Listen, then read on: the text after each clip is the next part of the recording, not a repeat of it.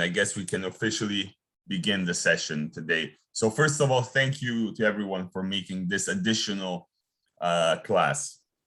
I know we were supposed to meet again on the 3rd of December, but we've decided with Kofi and the rest of the teaching team as well, so with all the PMs, that it might be best to have one more full class, right, before the December one.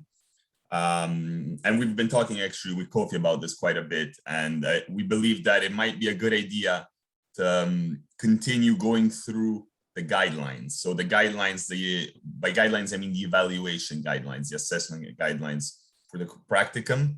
Last time when we met on the 29th of October, so a few weeks back, 3 weeks back, we began speaking about this, right?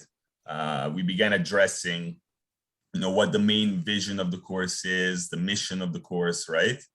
And then right before we could get to the learning goals, the 3 learning goals of the course, so the 3 learning expectations and the schemes for each expectation, we had to, the class was over. So the time was over, so we had to wrap up.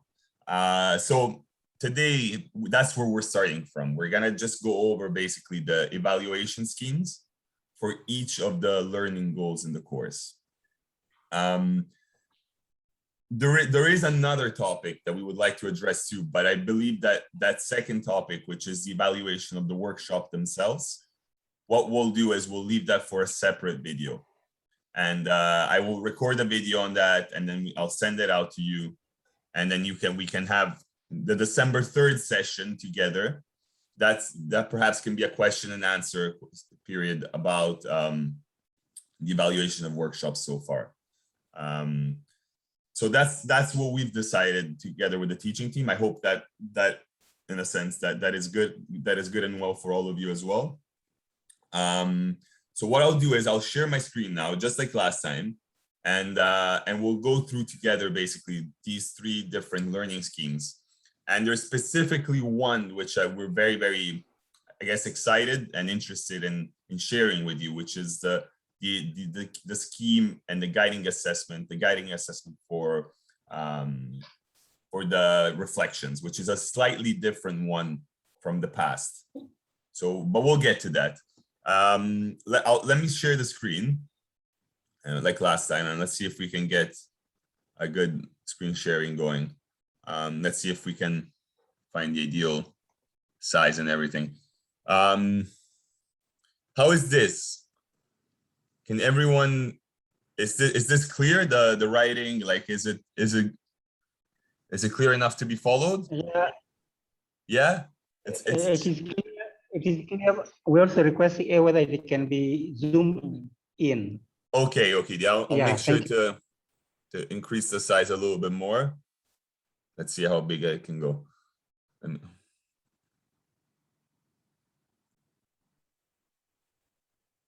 That's good. Yeah. Is that good? Yeah. Okay. Thank you. It's okay.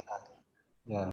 So we'll start from here, really. So basically, any curriculum, really, any syllabus, right? And by curriculum, what we mean is any journey together, any educational journey which is planned, right, really begins with a vision, right? And that's really what Peter Jarvis tells us, and that is really what the experience of any of us as teachers and educators tells us, right?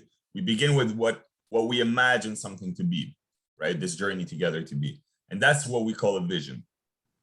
And so last time we met, we elaborated on this a little bit more, right? We said what the vision behind the practicum course is, right? And we said that the vision of this course is that the transformational potential of education, so the potential of education to transform things, lies in the ongoing dialogue between the objectivity of working with others, right? So of having to discuss and come to agreements to create something new. For example, in the case of our course, to make workshops together, right? And then the subjectivity, which is the personal experience of doing this work, right? So of experiencing these situations. So it is the dialogue between these 2 pieces, in a sense. So the work of doing the work with others, and then the personal experience of doing that work with others, that leads to new possible meanings and interpretations of these situations. And then finally, to new learning from these situations. So the vision behind the course really is one of situational learning, what we call situational learning, right? So learning from a specific situation. So that's the vision behind the course, right? And then in a sense, basically, so if we're to take that vision, you know, and transform it into something actionable, so something that, you know, how can we accomplish that vision, right? How is that vision made tangible in a sense? And so that's really the mission. And so if I had to explain basically to anyone, right, the mission behind this course, I would explain it this way. So it's to expose student teachers, right, to the ongoing dialogue between practice, reflection, and research, right? So that's what we call praxis. And that is the essence of the competency of learning to learn, right? A competency that teachers have to experience and model for your students. So that's really the mission of the course, right? The mission of the course is to basically have all of you be exposed to basically to this continuous dialogue between these three things: practice, reflection, and research, right? And then basically the idea is that the combination of these three elements, right, is really what learning to learn means. That's the competency that you're building throughout the course, right? You're learning to learn. And in the CBC, in the competency-based curriculum, right, this competency is one of the fundamental competencies that we are supposed to model for our students, in a sense. So we're supposed to help students develop this competency, which is the ability to learn, really, which sounds like sort of a euphemism, right? It sounds like the use of how do you learn to learn, right? But it's, in a sense, it's the thinking, the process of thinking about our own learning, really. That's what it is.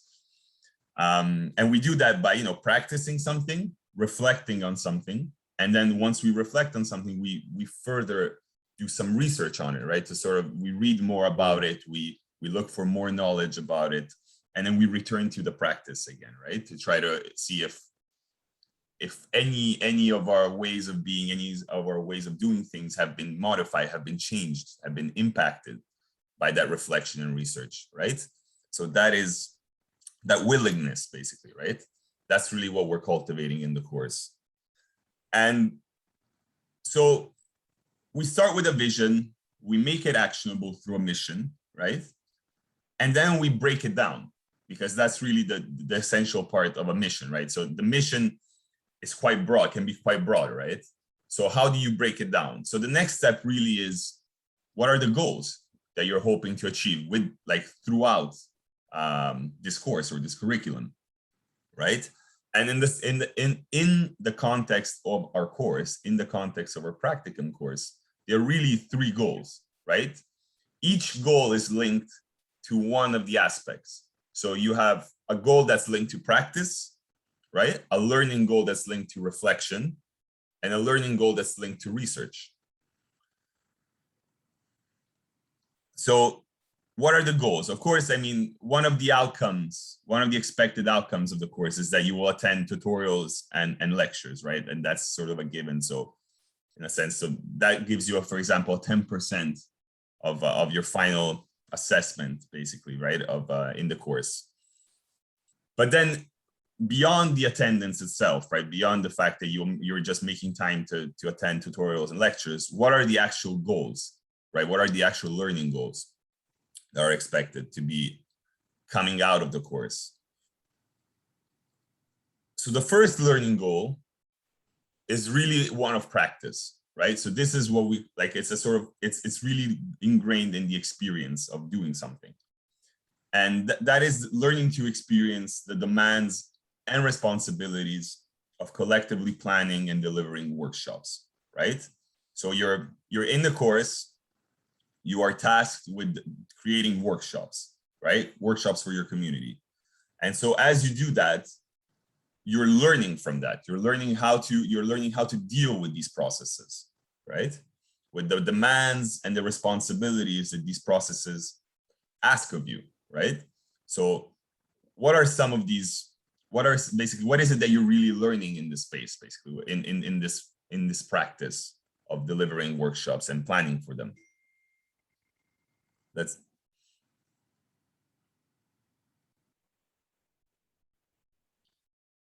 So we measure this first goal based on an outcome, right? Or some outcomes or outputs.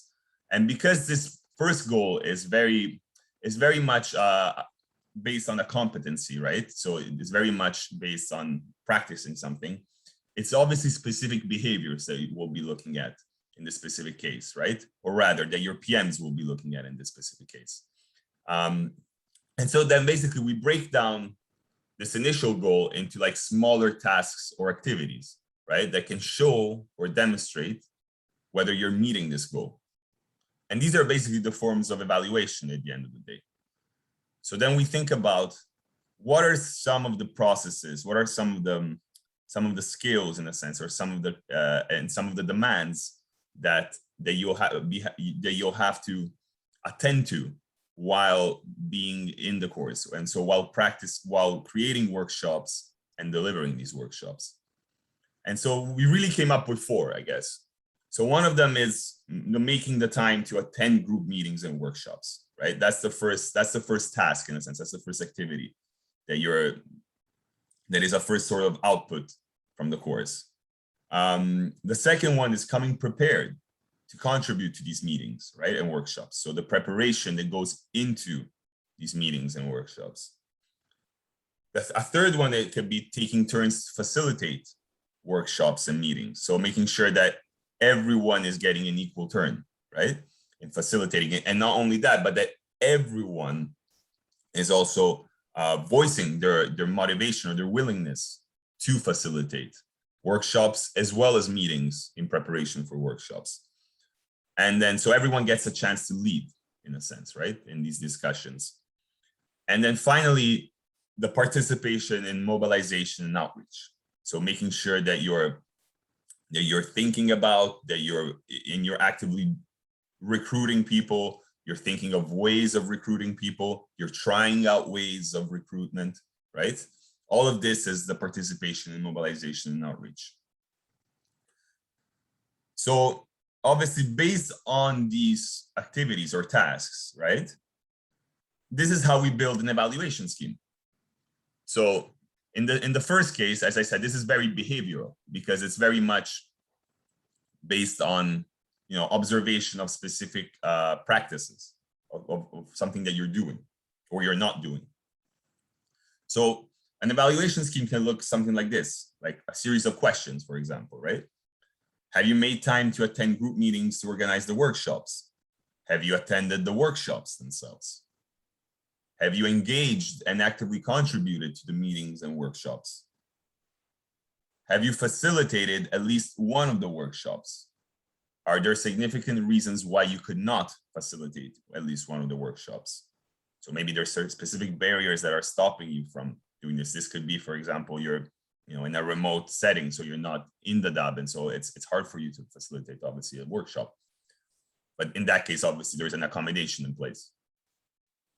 Have you participated in the participant mobilization and outreach? And if so, in what ways have you participated? In what ways have you contributed to recruitment of participants?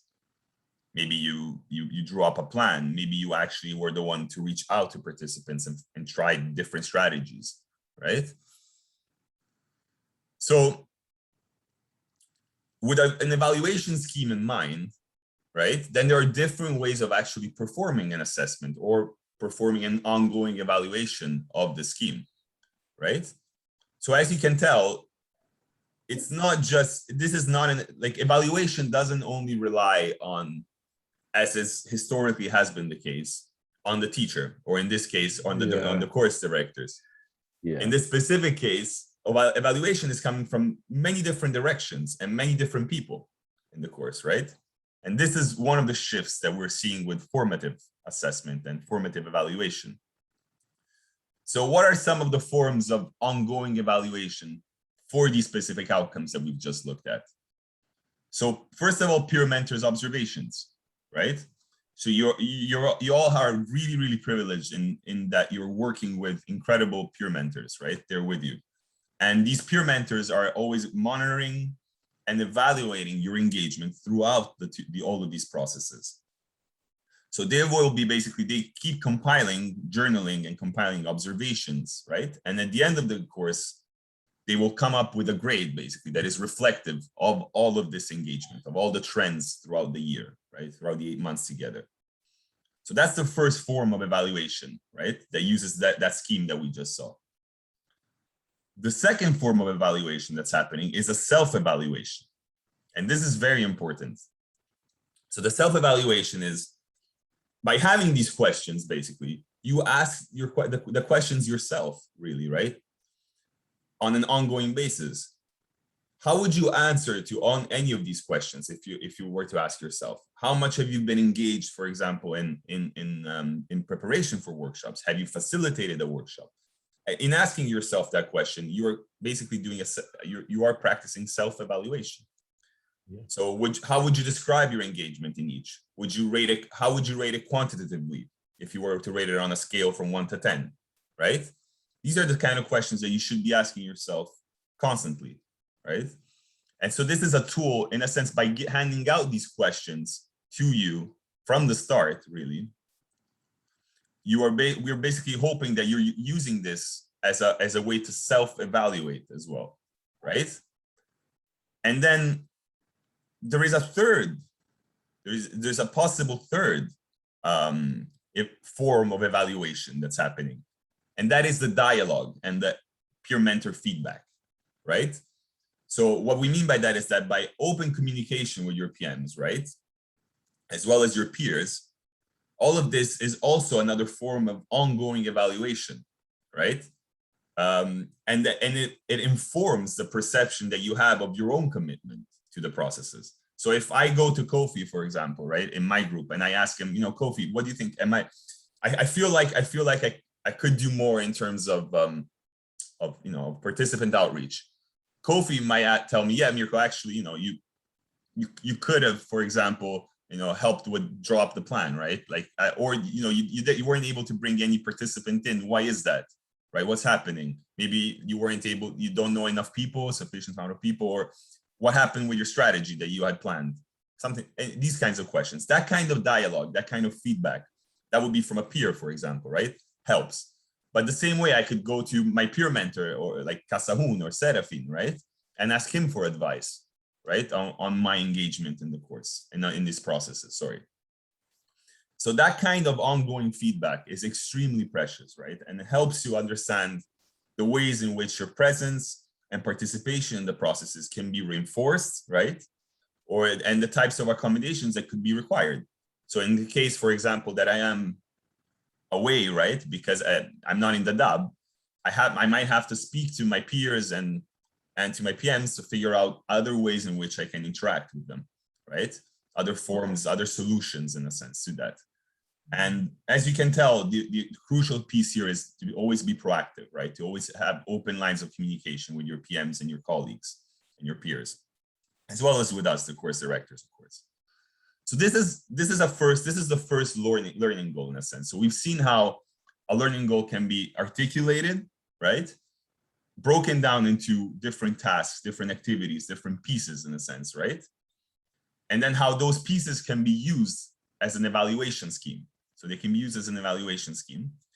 And then that evaluation scheme opens up, once it's given to our participants, once it's shared with everyone, gives a lot of different opportunities and different forms and models of evaluation, right? So it's that transparency in a sense that helps create different ways of approaching evaluation. So this is the first goal. As I said, in our course, there's 3 major learning goals, right? So we proceed now to the second learning goal. I'm gonna try to, I might have to shrink it just a little bit, maybe to make sure it fits on the page. Give me 1 second.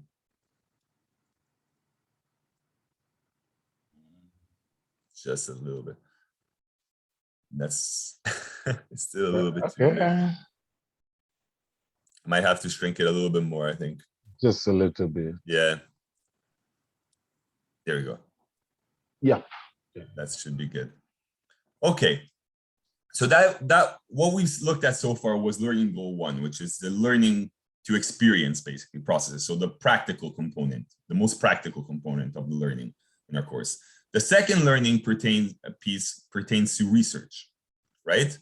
So it's the learning to participate in knowledge production and mobilization, which I could have also called learning to participate in research, more simply, right?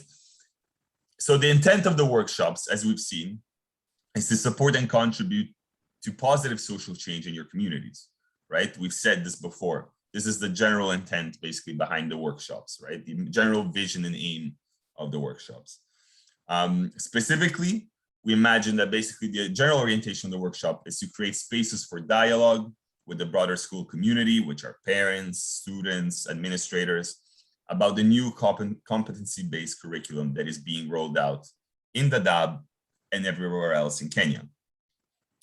It is a document that promises to transform and heavily impact the social realities of many students and their communities.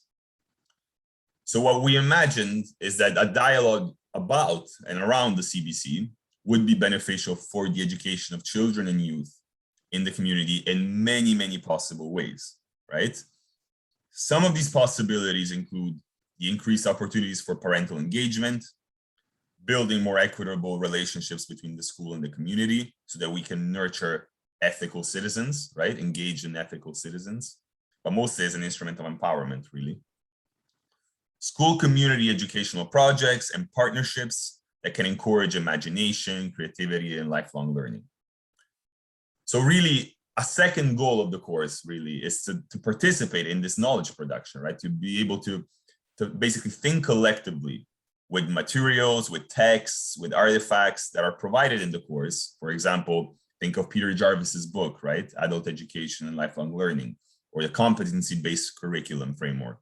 All of these documents that are being provided to you, to think with these and with your peers, obviously, and then beyond all of this, to successfully remake and re-articulate these ideas with your broader school community. So in a sense, you're trying to remake some of these ideas in ways that are relevant, in ways that are not only relevant, but in ways that could be potentially transformative for your communities. You're trying to use these ideas, but trying to use them in a way that can be immediately positive, like can have immediately positive repercussions for your communities. That's the idea, right?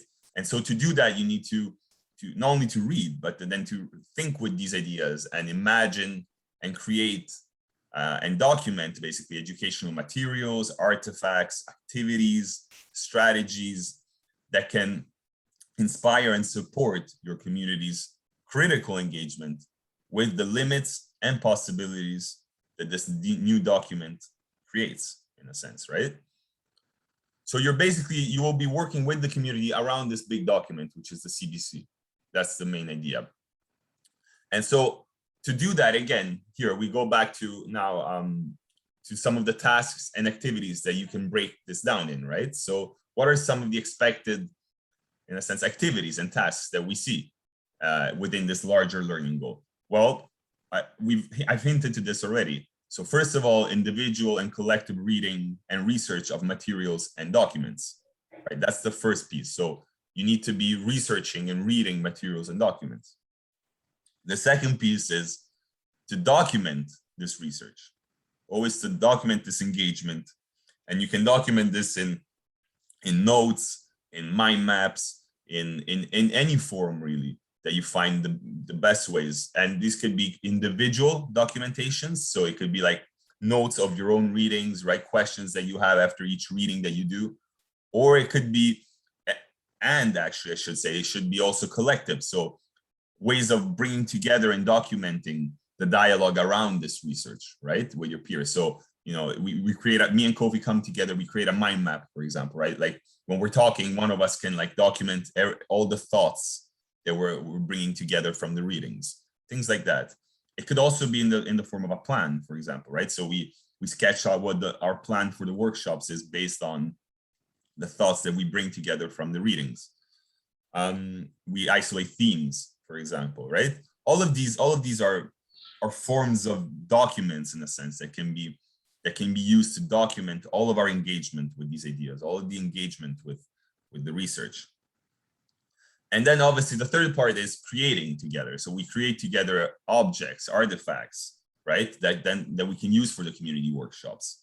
And so this could be, for example, a PowerPoint presentation or a Prezi, or it could be an activity that we create for our community, right? To bring them together. Maybe we bring them together with some chart paper to sketch their own ideas on the CBC. That is an activity that we've created based on our understanding of the ideas and materials that we were provided with, right? And so basically, what is the outcome? What is the output, in a sense, to measure it? Although measuring is not really the right word, as we've seen, but what is the outcome to evaluate this learning goal, to see if we've done all of this, right? Well, in this case, the outcome or output is really the workshop portfolios, right? So that's how documenting all of this work, all of these 3 steps in the workshop portfolios, that's what will show, demonstrate whether you've achieved the second goal, right, in the course. And so these workshop portfolios will be assessed, evaluated on the basis of quality and completeness, right? So they need to show, first of all, they need to show a certain degree of academic ideas, right, and knowledge, but also they need to show a complete story, in a sense, right? Like showing basically how the preparation happened, and then the dialogue with each other happened, and then afterwards how the actual workshop materials themselves that we created, and then the reflection on those materials, and so forth, right? So all these pieces of documentation, all the mind maps we put together, all the notes that we compile together, all of this goes into the workshop portfolios, basically, right? To demonstrate whether we've achieved the second goal. And this way, peer mentors and course directors ourselves, we can then look at this work and realize whether that second goal, right, of participating in research has been successfully met by all of you. And so basically, as you already know, because you're familiar with the course, these workshop portfolios, there's really 2 workshop portfolios, right? So one is due in the fall, and that will show basically your work up until the second workshop, really, right? And that's due on December 10th, so very soon, actually. But dates could be we could rearrange dates afterwards if need be. And then obviously there's a second workshop portfolio that comes in the winter, right? So that's April 15th. So that's the second workshop portfolio, and that will show your work for the remaining 3 workshops that are happening in the winter. Well, our winter term, we should say, not necessarily your winter term. And then, so despite the thing about these 2 portfolios is that we're not thinking necessarily of them as separate assignments, although they are due at different times, right?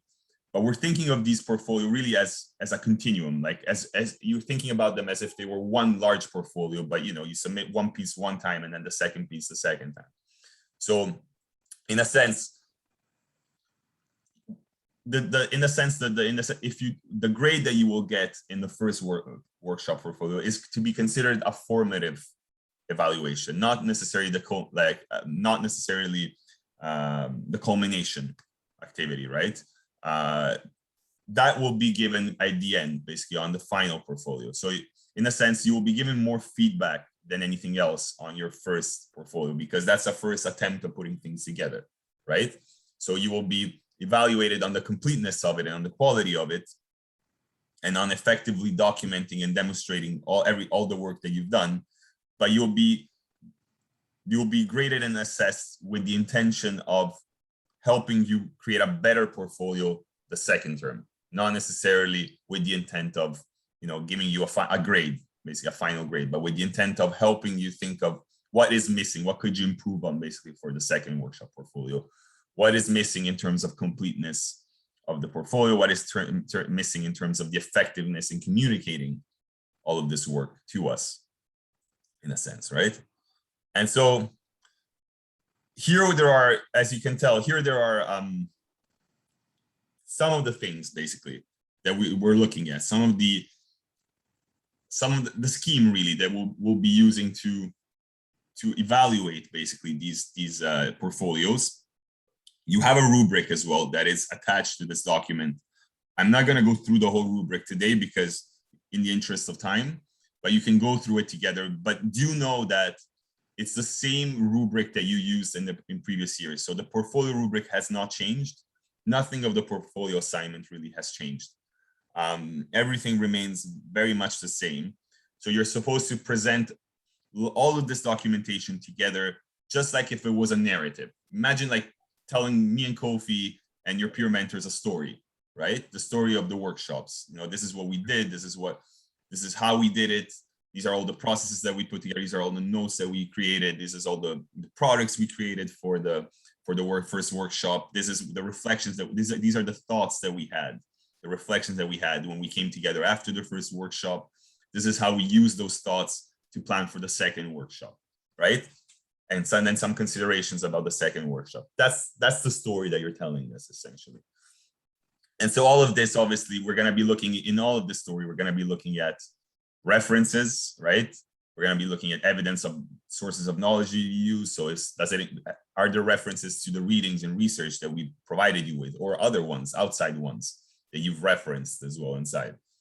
Is there evidence of the collective application of this knowledge and these skills, right, in decisions about goals and processes, right? So, for example, the plan that you drew up for the workshops shows that you've integrated maybe some of the key themes that we presented with the readings, right? Some of the, like, for example, there's a theme of lifelong learning. There's a theme of, right, of how do you assess competencies? I don't know, things like that. So that would show obviously that there is some thematic resonance, right? Like things that have been included, applied basically from the things we've been speaking about. And then obviously documentation of all the objects, so plans, artifacts, activities that you've designed for the workshops, the intention behind it as well. So maybe even the, you know, why did you choose that activity? Why did you ultimately lean in the direction of an explanation of something rather than having the parents, I don't know, come together in groups and I don't know, and come up with themes or goals themselves, right? So why did you choose one way instead of the other? These kinds of things as well. And then documentation of feedback, so dialogue and evaluations by participants. And this is something obviously that we began speaking about last time in class, right? And so this will be the main topic of a video that I will be posting on eClass tomorrow. And then the evidence of it, and also evidence of integration and responses to evaluations and feedback by participants. So we also want to see how you're using the evaluation and feedback by participants. It's not just documenting it, but then how can you show that you've used this somehow in the portfolio? Of course, a table of contents, right? And it's always important whenever you have multiple pieces of a document. It's always important to have a table of contents that can right away show us, you know, this is what's included in here, right? Like a list of all the documents for preparation, all the documents that we put in the first workshop, etc. Right?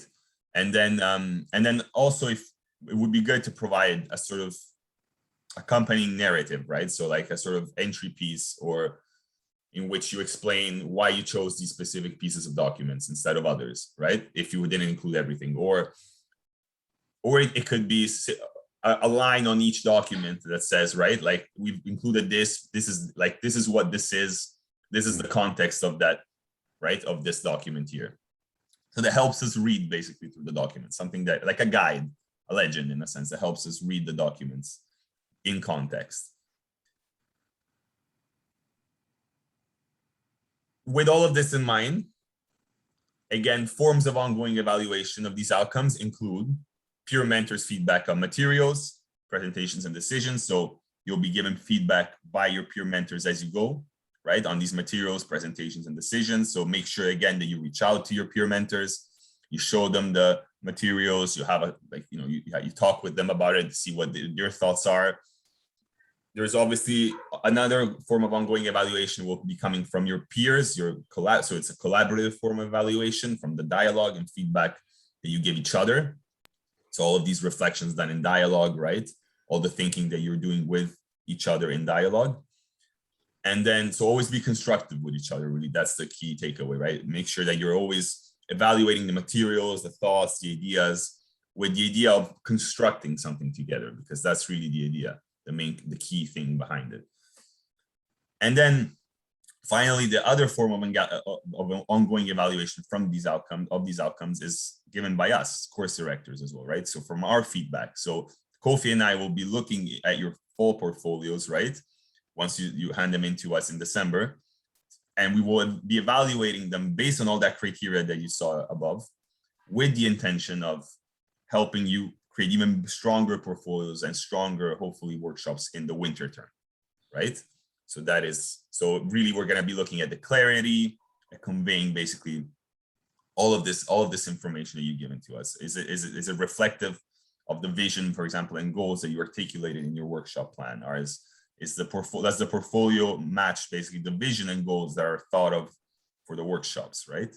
And that's pretty much it in terms of the second goal. Now, we've looked at the two of the three goals, sorry. So we looked at learning to experience the processes of workshop development and delivery. We've looked at learning to participate in research, right? In knowledge production and mobilization.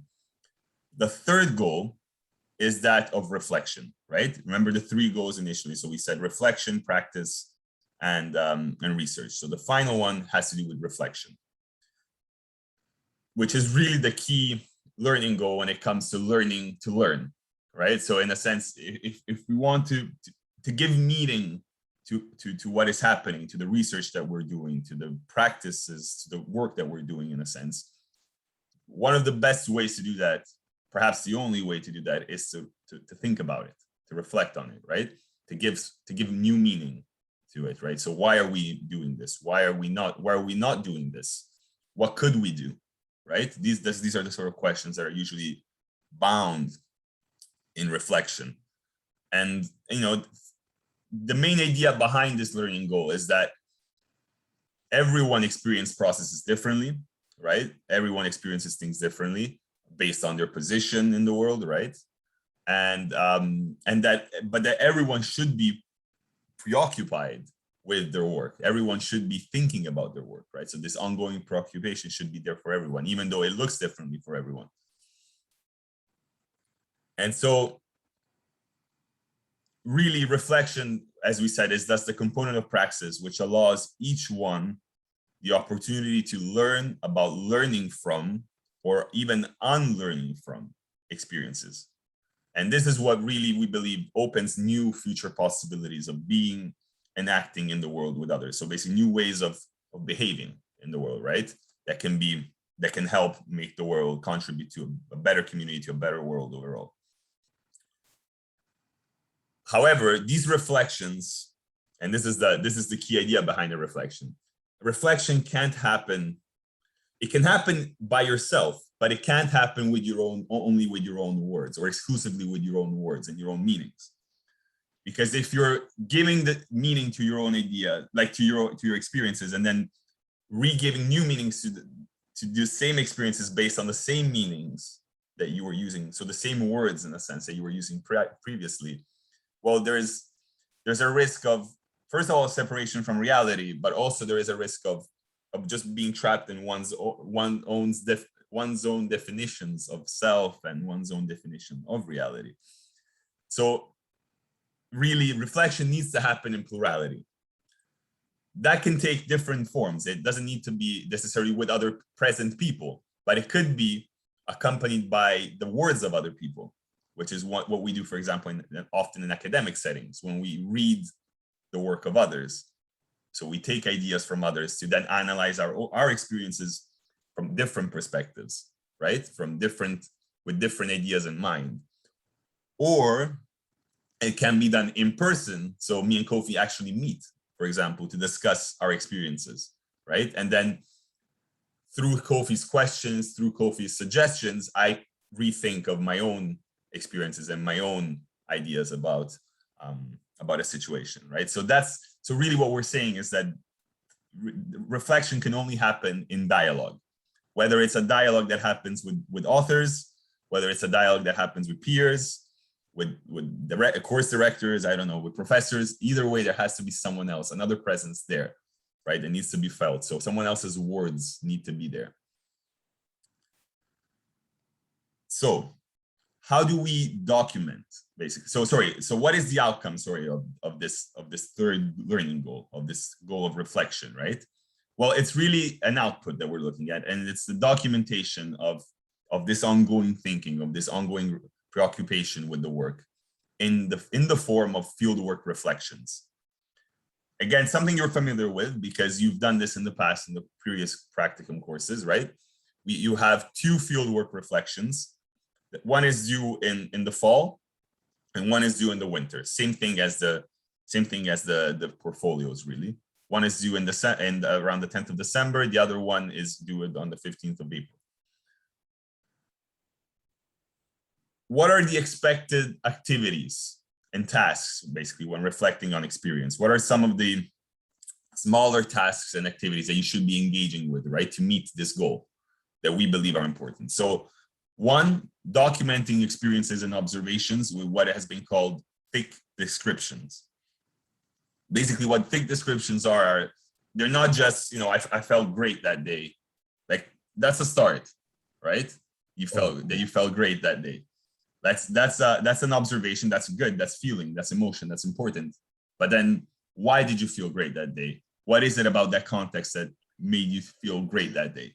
That's really what we're trying to get. That's a thick description. So it's not a description just of what you were feeling or your thought, but also the context surrounding that thought or that experience. Okay, and that's really what's important about documenting these thick descriptions. And then the other thing is reading some of these documented events and observations. So basically your journal, if you're keeping a journal. If you're not keeping necessarily a journal, they can be just reading your notes and observations, or maybe audio notes if you're leaving yourself audio notes every time you after a workshop, after engaging with others. So reading, listening to some of these documentations and observations in dialogue with others. So that means basically after reading, after listening to your documented events, maybe you go back to the literature, you go to Stengel, for example, right? The article that I've heard many of you appreciated. You go to Stengel and you think, there's something about my memory, something about my documentation that reminds me of something that was said by another author or someone else, right? And you think through these things together. Or you bring these documented events and these ideas about documented events to your colleagues, right? And you analyze these events together and you try to generate questions that can bring a new knowledge and new learning from them. So then the third element is communicating these questions, these thoughts, these ideas clearly and effectively. So that's the third activity that you're supposed to be engaging in. So in a sense, not just documenting and engaging with them, but also communicating them effectively. So being able to communicate them, right? So that means also refining sometimes maybe the way the questions were written, or rethinking the way the question was formulated, right? In a way that's clearer to an audience, in a sense, to someone who wasn't there in the dialogue, for example. So me and Kofi, for example, or the peer mentors, we weren't there when you had that dialogue. So how can you communicate to us in a way that's very clear and effective the questions that you discussed, the ideas that were thought of? And then documenting all of these dialogues in writing. So that's really what we're asking here. I do believe, and this is a personal thing, I do believe that dialogues could be recorded in audio files too. So there could be also dialogues happening, for example, on WhatsApp, right? You record each other, like audio messages of each other. But I would prefer if at the end of the day, those dialogues are put into writing. And the reason why I say that is just because I think writing allows a certain detachment from the thought and the experience that may aid in reflection, may assist you in thinking about something from a different perspective. That's my experience of it, and might not necessarily be everyone's experience of it, but I do think that often writing allows for that separation. But we can talk about that obviously a little bit more. Again, these are the two reflections, right? as I said, so that they will be documented. So basically all of this work is documented by 2 fieldwork reflections that are handed in, one in the fall and one in the winter. Now, in terms of ongoing evaluations of these outcomes, self-evaluation, again, right? You will be assessing your own descriptions of these experiences. So if you, for example, if you haven't documented enough details in description, you'll be the first one to basically to realize that, because you won't be able maybe to generate many questions, or you might not remember what it is that had happened at the time, right? So in a sense, the first form of evaluation really of this is your own, right? You'll be your own first evaluator or assessor. And then group and peer evaluation and feedback. So once you come in dialogue with your peers, right, this will support your own reflection. So they will be asking again questions and comments and feedback that will enrich yours. And then obviously, ultimately, the evaluation and feedback by us as well, right, course director. So, which we will assess the clarity in communicating all of this learning to us in a sense. This is the piece that is, in a sense, most important. So it's funny because I left it at the end as always, but but I wanted to build to it. So, however, there is a big however. What do I mean by that? In the past, you have done basically written reflections that were always individual. So I know that basically all of you would, you would have the portfolio jointly, and then each one of you would break off and write their own reflection. To keep with the philosophy of the course this year, which is one that really values, as we said, dialogue, right? The vision of the course is really to value that dialogue with each other, and which is really, at the end of the day, what we believe is most educational, right? So to allow for that, this year we're actually allowing a different approach to the experience, to the reflections. So you're still welcome to do individual reflections if you'd like, but what we would invite you to do is to take on a different method, a different approach to reflection. This is a method that in the literature has been called duoethnographies or even trioethnographies.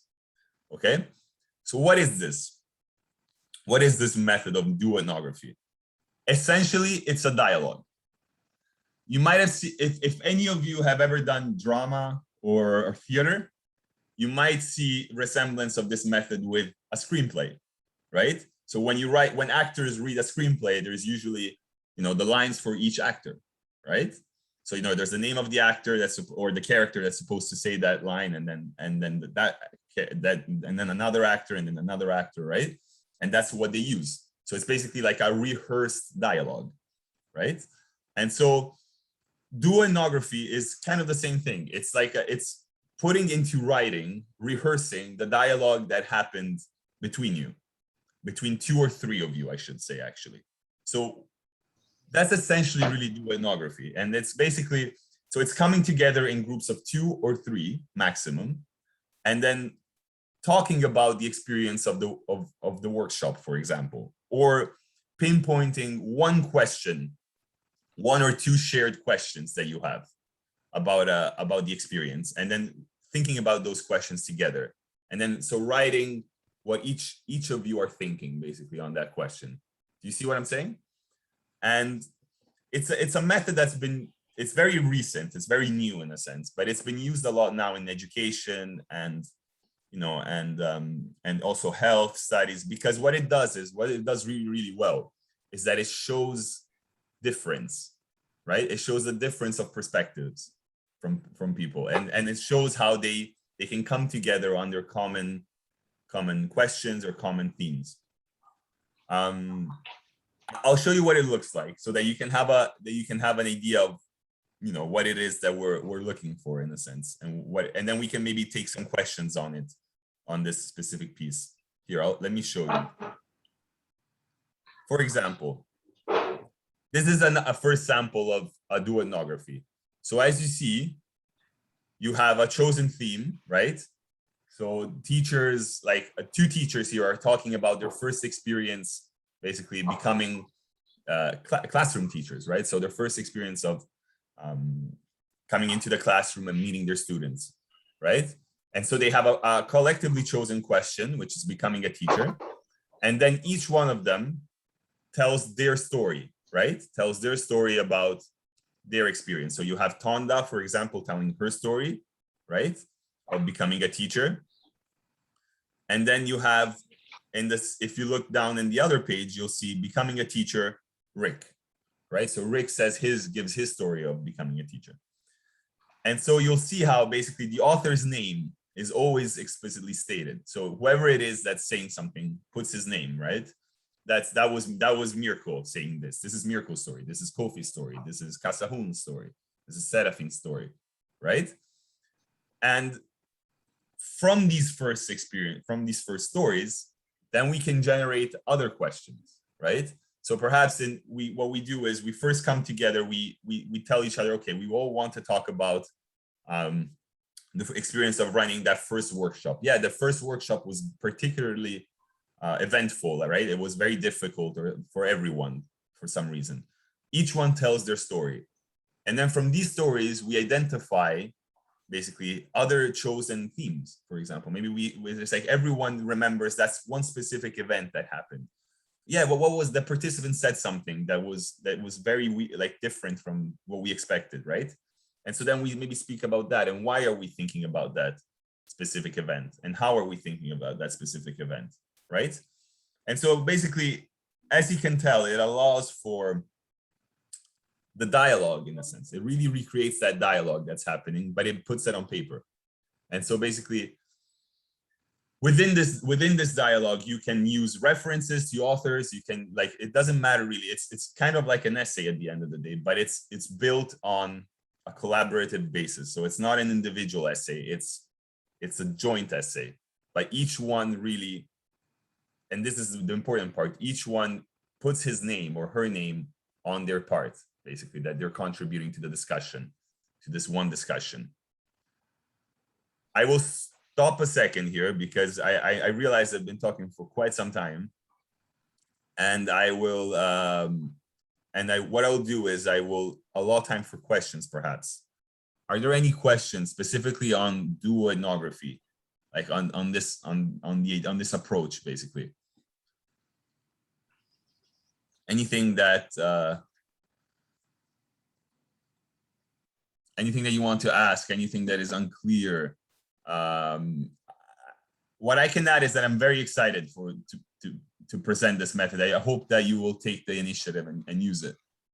Okay, I think there's I hear it from some noise from the lab. So I guess you've unmuted yourselves. Please, any questions? Yeah. I have here Mr. Mango to say something first before I say something. Thank you. Of course, please, Mr. Mango. Yes, thank you. So I have some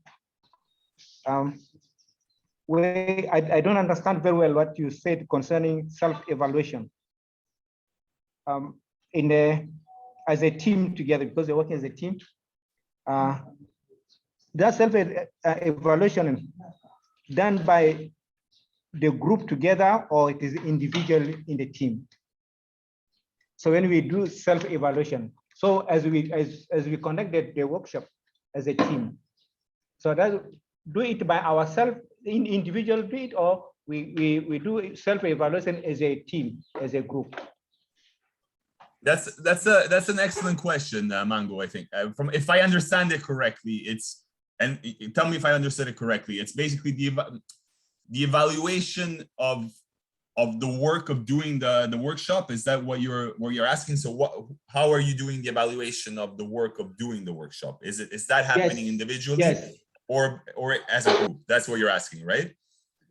Did I understand it correctly? Yes, that's what. So, and my answer, I mean, the answer is that both things really are happening, right? So you can self-evaluate, right? You can evaluate your own work within the group work, right? So your own part, your own role in the group work. But at the same time, you're also evaluating the work that's happening, the collective work that's happening, right? As a group.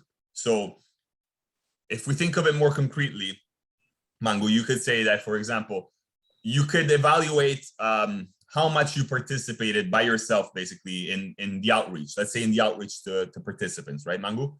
So you're telling, you're thinking by yourself and you're saying, maybe I should have been able to get more participants or recruit more participants. What is it about my strategy that was unsuccessful?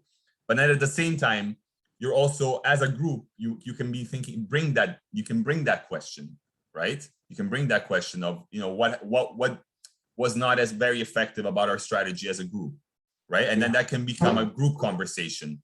Kofi, I don't know if do you want to add anything? I see, I can hear you. Yeah, thank you. I just agree with you what you are saying. Concerning Mango's question regarding self-evaluation or group evaluation, just as you said, it's always about evaluating the process. So as an individual, what did I do for my first workshop to go very well? What is it that I could have done better? So then, as a group, you also evaluate the whole thing, as I said, like, what did we do wrong? Why didn't participants come early? Is it that the next workshop you have to go around the day before and inform them? So you are just reflecting on the process, but you can do it as a group or as an individual. That's okay. Yeah. That's very, very well said, Kofi, I think. Mango, does that answer do those comments answer your questions? Yes, thank you. You're most welcome. That was a really good question. Any other? Thank you. Okidi, sorry, go, please. Okay, I think we are grateful for Mango's question that has enlightened everyone on how to do the self-evaluation of the course. My other question also goes about the ethnography or ethnography. Yeah. I think here the question also is more or less the same like that one of Mango. You said we need to work in a group of 2 or 3, but in a workshop where participants are almost 10. Okay. Like in our workshop, we are 10 participants, and I don't know how we shall do this ethnography or duoethnography. Yeah, please maybe elaborate for us. Thank you. Absolutely, Okidi, and thank you for that question. So the duonographic method, Okidi, is not something that you're doing with the participants, although that doesn't mean that you can't use it with participants either. You could even think of using it with participants. I hadn't thought of that aspect, actually, Okidi. So the idea that we had with duonography was to use that method, Okidi, instead of an individual reflection. You know how at the end of the course, right? In the previous versions of the course, you wrote an individual reflection, right? Like a fieldwork reflection. Remember? Yeah. Like you wrote that yourself, right? Like Okidi, you wrote a reflection of basically based on all the experience of planning workshops, delivering. You chose maybe a few questions like, what could I have done better? What could I have improved on? Right? What were some of the positive aspects, the negative aspects of this experience, right? So that's what it was. And you wrote a paper on that, right? By yourself. That was your fieldwork reflection. This year, what we're suggesting is that instead of doing it individually, that reflection, you do it in groups of 2 or 3, but you as facilitators, not participants. You as facilitators come together in groups of 2 or 3 and write together a paper that uses this format of duonography, which is a format that is basically a dialogic script. Do you see what I mean? Like a rehearsed dialogue, basically, in writing. So it's like you come together, okay, let's say me and you and Mangu come together, right? Me and you, we want to discuss maybe how we all 3 experienced the second workshop. Let's say there was a participant in the second workshop that was very aggressively sexist towards one of the female participants, let's say, right? And we want to discuss that together. Why is that? Why did that happen? what could we have done better? Me, you, and Mango. Like, what could we have done better to not let that happen, right? As facilitators, right? And so we analyze that. We analyze our own positions. Basically, we ask ourselves some questions, and we write all of that. Like, we write all of that, right? Maybe we take notes on it, and then we type it together. I mean, you type it. You can also type it separately. You don't have to type it together necessarily. Excuse me. But you type Hello, basically. Yes. Hello, Mirko. Hi. I think I'm requesting, if possible, can you summarize, because we are going into the next session. Yes. Okay. Oh, is Ochan? Is it you? No. Am I confused? I think. Okay. Anyways. Okay. Does that answer your question? Yes, you have already elaborated it well, and I have understood that it is we, the facilitators among ourselves, who have to do this, so that we write it not with the participants. Correct. Yeah. Okay. That's So right. I've understood, sir. Thank you. You're welcome. So basically, it's just a way. Again, it's just a way of writing your final assignment. Basically, it's a different way of writing your reflection assignment. That's all it is. Yeah. Yeah, Mirko. Judy has a question. So last time we wrote the presentation slides together and sent us one paper, but we had an individual reflection. Correct. Yeah. So maybe she's just asking whether we are having the same experience this time around or a different thing.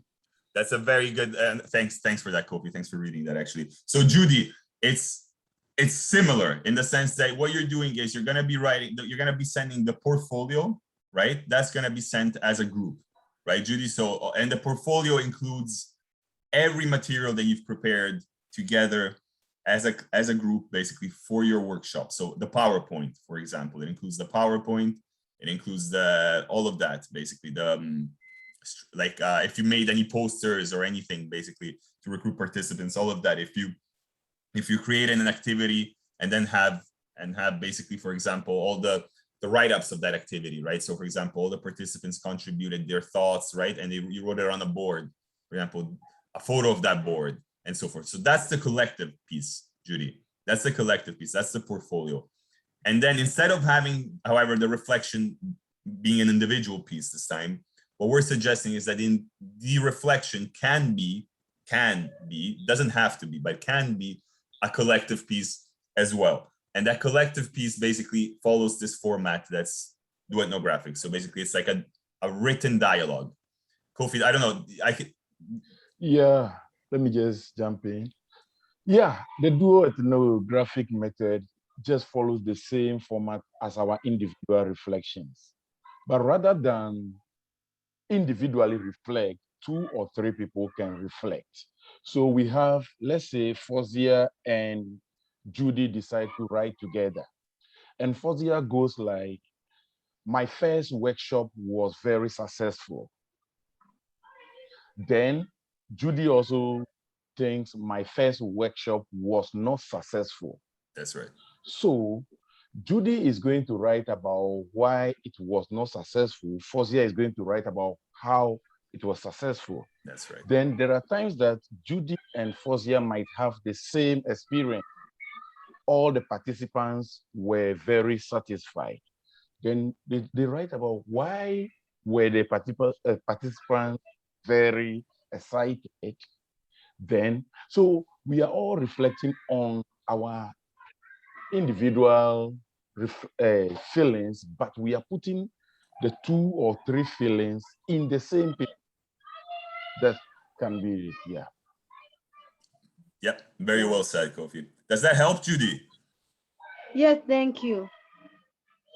You're welcome. Do you any other questions, Judy? Whoever is still here, I can see Abdi, Bishai. I can see. I mean, Abdi is a peer mentor, but of course, Abdi, if you also have questions, you're welcome to ask. Kofi, there's anything else on chat? Is there anything else on chat that you see? No, that I missed? There's nothing on chat. No. Okay, Judy, if you have any other further questions, Barkadle, I see Abdi Rashid, Abdulaziz, Saro, sorry.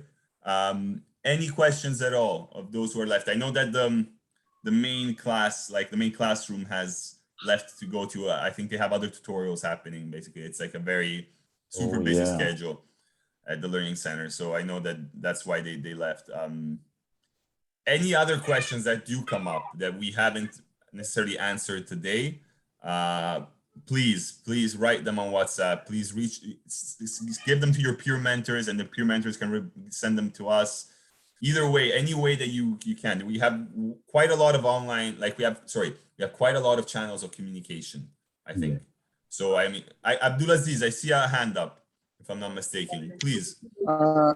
Thank you, Marco. So far, I have no questions, but in case I encounter some challenges, I will be posting on the WhatsApp forum through the peer mentor. Thank you so much for the presentation. Perfect. Thank you, Abdulaziz. Thank you. Thank you for your time, and thank you for your comment as well. And yes, like I was saying, there's a lot of open channels of communication: WhatsApp, email. What am I missing, Kofi? Your peer mentors, obviously, which represent the first form of communication, right? First channel of communication, I should say, and the most personal one as well. So use any of these channels if you have any questions. And like I said, I will be posting a video that's about, the main content of the video will be evaluation of the workshops. So basically, how to think about evaluation of the workshops by including, for example, participants' feedback in a way that doesn't require written forms, because we know that last time, right, you used written forms of assessment for participants to be filled out. And this time we're talking more about ongoing evaluation, right? So we're talking about, like Kofi said, I like the word Kofi said, a process. We're talking about the process of evaluation, which is an ongoing process, right? So it's always there. It's always an element within the development of workshops, basically. So it's always it's a dimension of that development and delivery. And so that's what the video will be about. And maybe that will help also clarify some things of, individual versus collective. How do we navigate both, right? Like I think Kofi's answer, I think your answer was brilliant. I think you really captured it. You almost captured it like different moments, right? Of the same process. I think that's a good way to think about it. I don't know if there's any other questions. I'll stop the recording here.